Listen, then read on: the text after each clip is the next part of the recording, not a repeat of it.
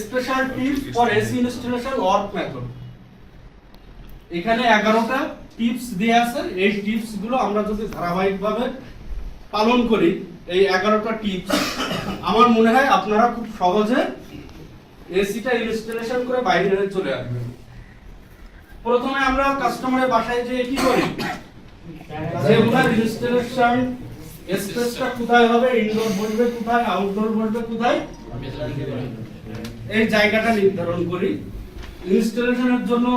তারপরে ওই অনুযায়ী আমাদের টুলস পাতি এগুলো প্রস্তুত করি। তারপরে এসিটা আনপ্যাক করি, ইনডোর এবং আউটডোর ইউনিট ইনস্টলেশন করি।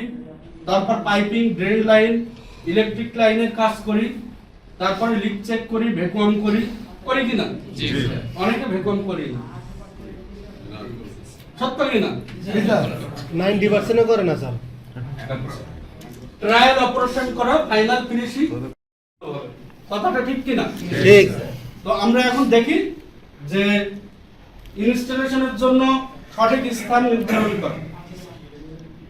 আমরা এই ছবিগুলোর মতন জায়গায় আমরা ইনডোরের জায়গা চয়েস করব, কথা ঠিক কিনা? হ্যাঁ না না স্যার। কেন চেক করব দেব না? সব জায়গায় আগুন ধরে যাবে, এখানে পানি পড়তে পারে। প্রথমে যে জায়গাটা আছে তাপ সৃষ্টি হয় এমন স্থানের উপরে আমরা ইনডোর বসাবো না। জি স্যার। দ্বিতীয়, ইলেকট্রিক লাইটের উপরে আমরা ইনডোর বসাবো। এখানে রাখছি, ওর উপরে আমি ইনডোর বসালাম, কি হবে? পানি পড়তে পারে স্যার। আমি বলতে পারবো যে এসি থেকে পানি পড়বে না? না স্যার। না স্যার। কেউ বলতে পারবে? না। এমন কোন ইঞ্জিনিয়ার আছে বলতে পারবেন না স্যার। যে আমি ইনস্টলেশন করে দিয়ে আসছি 10 বছরে এসি থেকে পানি পড়বে না? না পড়বে স্যার। বলতে পারবেন? না স্যার। তাহলে এসি দিয়ে পানি পড়বেই, জি স্যার। ধরে নিলাম। তাহলে আমরা যদি টিভির উপরে এসি ইনস্টলেশন করি কিংবা কোনো ইলেকট্রনিক্স ডিভাইসে পানি পড়বে, জি স্যার। পানি পড়ে ওই ইলেকট্রনিক্স ডিভাইসটা নষ্ট হবে।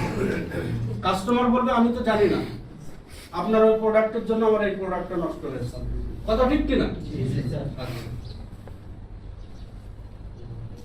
দেখেন, যেখানে কাপড় চোপড় রাখবেন একই কারণে পানি পড়ে ময়লা পানি পড়ে কাপড় চোপড় নষ্ট হবে, তাই না? তারপর ইলেকট্রিক যে সার্কিট ব্রেকার আছে তার উপরে কি বসাবো? না স্যার। কেন বসাবো না?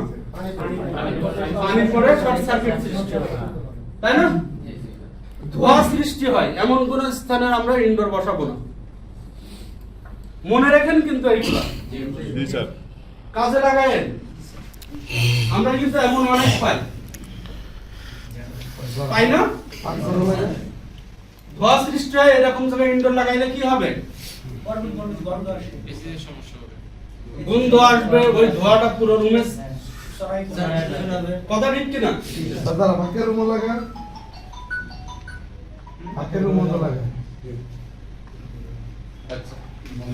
ফ্লেমেবল গ্যাস মানে যে সমস্ত গ্যাস আগুন ধরতে পারে এরকম জায়গায় আমরা ইনডোর ইউনিট বসাবো।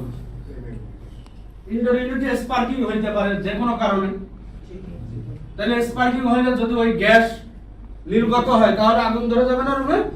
জি স্যার। আচ্ছা, তারপর বই পুস্তক আছে এমন টেবিলের উপরে আমরা বসাবো না। দরজার সামনে বরাবর, এই দরজার সামনে বরাবর আমরা চেষ্টা করব যে না বসানোর জন্য, ঠিক আছে? সরাসরি সূর্যের আলো পড়ে এইরকম জায়গায় আমরা ইনডোর ইউনিট বসাবো না। তাহলে ইনডোর ইউনিটটা আমরা কোথায় বসাবো? এইরকম কোন প্লেসে আমরা ইনডোর ইউনিট বসাবো, তাই না? জি স্যার। প্লেস গুলো ক্লিয়ার না? আমি একটু এখানে যাই, যেখানে ইনডোর ইউনিট বসাবো তার উপরে নিচে ডাইনে বামে কতটুকু জায়গা রাখলে আমাদের ভালো হয় তার একটা হিসাব এখানে দিয়ে আছে। আমরা কি এটা মেইনটেইন করতে পারি? জি স্যার। উপরে কি আমরা 6 ইঞ্চি জায়গা রাখতে পারি? পারি না। সব জায়গায় সম্ভব না স্যার আমাদের।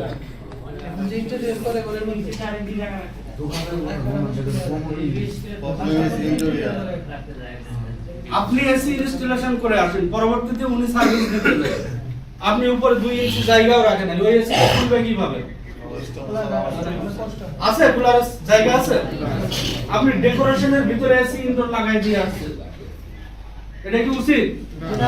আমরা সবাই টিম মিলে সবাই যদি বাংলাদেশে একই ভাবে কাজ করি তাহলে একজন আরেকজনের দ্বারা সমস্যা সৃষ্টি হবে না।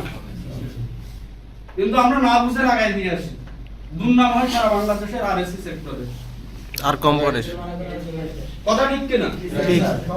আপনি না লাগানো যাবে না, লাগানো যাবে না, এইটাই তো বলতেছি। আপনার জন্যই দুর্নাম হচ্ছে। আপনি এসি লাগান 1500 টাকা দিয়ে, আরেকজন লাগাচ্ছে 800 টাকা দিয়ে, সে কিছুই বোঝে না। এটা আপনাদের দোষ। কথা ঠিক কিনা?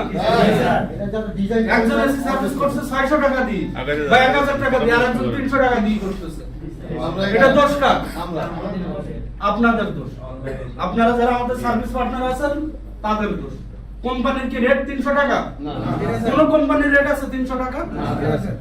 না।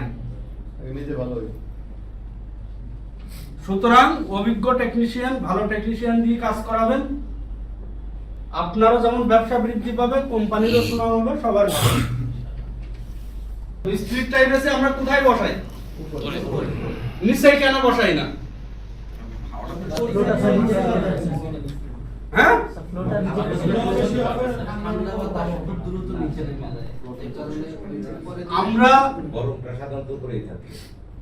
আমরা চুলায় পানি গরম করি, কোথা দিই? নিচ দিয়ে না উপর দিই? নিচ দিই। কখনো কি আমরা উপর দিয়ে হিট দিই? কেন উপর দিয়ে হিট দিই না, নিচ দিয়ে হিট দিই? কেন দিই? কারণ যে কোনো জিনিসে হিট দিলে ওইটা উপরে উঠে চলে যায়, আর ঠান্ডাটা নিচে নেমে আসে। ঠান্ডা হলো ভারী আর গরম হলো হালকা। হালকা জিনিস উপরে চলে যায়। মানে আমি টেকনিক্যাল ভাষায় ওইভাবে বুঝাইতে পারতেছি না, আপনারা যেটা বুঝবেন সেই ভাষায় বলতেছি। গরম জিনিস হলো হালকা, যখনই সে গরম হয়ে যায় উপরে চলে যায়। ওর থেকে যদি ঠান্ডা কিছু থাকে সেটা নিচে নেমে আসে।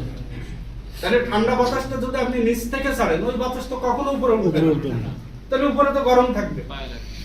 এই কারণে আমরা ইনডোর ইউনিট কখনো নিচে বসাই না, সবসময় কি করি? উপরে বসাই। কোন কাস্টমার যদি বলে উপরে জায়গা নেই, নিচেই বসাই দেন, বসাই দিব? কাস্টমার বলছে বসাই দিতে, আপনি বসাবেন না কেন? ঠান্ডা না হলে কাস্টমার বুঝবে, আপনার সমস্যা। না স্যার, টেকনিক্যালি বোঝানো শোরুম থেকে বলছে লাগাই দিতে, আপনারা লাগাই দিবেন। যখন ওয়ারেন্টি যাবে, কম্পিউটার নষ্ট হলে ওয়ারেন্টি যাবে, তখন আমরা কি করবো? তখন তো কোম্পানির লোক যায় দেখবে, মানে ইনস্টলেশনটা হবে। কিন্তু তখন আপনি বলবেন কাস্টমার বলছে, শোরুম থেকে বলছে। আমি টিনের ঘরেও ফিটিং করছি। শুনেন, আপনারা আমাদের প্রতিনিধি, সার্ভিসের প্রতিনিধি, না শোরুমের না কাস্টমারের। একেবারে স্পষ্ট কথা, শোরুম থেকে বলছে যে 1 টন এসি 200 স্কয়ার ফিট জায়গায় লাগাই দিতে দিবেন। আপনারা আমাদের প্রতিনিধি, শোরুমের না। শোরুমের একটা সেল হওয়ার জন্য আপনি কোম্পানির 50,000 টাকা ক্ষতি করতেছেন। কারণ ওই এসিতে আমরা 5 বছর কম্প্রেসার ওয়ারেন্টি দিয়েছি। 5 বছরে 5 বার কম্প্রেসার যাবে, যাবে না বার ভাই? কিন্তু যদি আমার লোক লাগায়, বলবে লাগাইছে আপনার লোক, আমি কিছু বলতে পারবো? পারবো বলতে? আপনাদের ওখানে জব ক্রিয়েট করাইছি, আপনার লোক লাগাইছে, এটা আপনাদের দায়ভার। কিন্তু কাস্টমার যদি নিজে লাগায়, ওটা কাস্টমারের দায়ভার। শোরুম নিজে লাগাইলে শোরুমের দায়ভার। কথা ঠিক কিনা? সুতরাং আমরা আমাদের জায়গায় আগে ঠিক থাকবো।